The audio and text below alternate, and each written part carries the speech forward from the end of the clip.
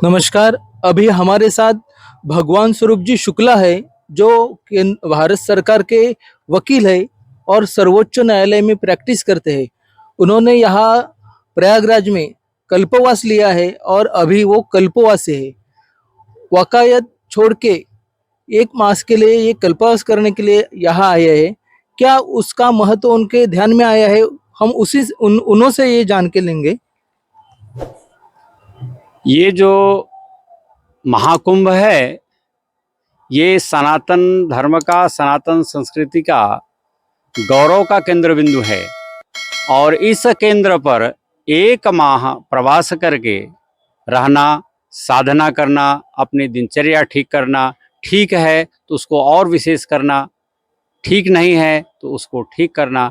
इस दृष्टि से स्नान, ध्यान, अष्टांग योग, पुरुषार्थ चतुष्टय और प्रस्थान त्रयी जैसे शास्त्रों का अध्ययन करना और उसको अपने जीवन में उतारना, इस दृष्टि से यहाँ मैं स्वयं भी कर रहा हूँ और हमारे जैसे यहाँ लाखों लोग आकर के अपने अपने कुटिया में अपने अपने समय परिस्थिति काल के हिसाब से सब तपस्या कर रहे हैं।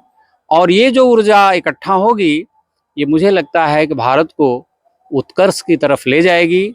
तो इससे हमारा तो उत्कर्ष होगा ही, हमारे कल्पवासियों का उत्कर्ष तो होगा ही। और जब व्यक्ति का उत्कर्ष होता है तो राष्ट्र का उत्कर्ष होना स्वाभाविक है। और निःश्रेयस भी हम इसी से प्राप्त करेंगे, क्योंकि निष्काम भाव से अगर कोई कार्य किया जाता है तो अंततो गत्वा परमात्मा उसको अपनी सद्गति देते हैं और अपने अनुरूप उसका ध्यान भी रखते हैं। सर, आप अकेले आए हैं या फिर आपका परिवार भी यहाँ है? और आपकी यहाँ की दिनचर्या कैसे रहते हैं? मैं और मेरी पत्नी यहाँ हैं। हम स्वयं सवेरे 4:30 बजे उठ जाते हैं। स्नान करने के बाद हमने अपना दिनचर्या के हिसाब से छोटा सा यज्ञ किया। यज्ञ के बाद जलपान और एक टाइम भोजन किया करेंगे। और इसके बाद शाम को संत महात्माओं का भागवत कथन प्रवचन सुनेंगे।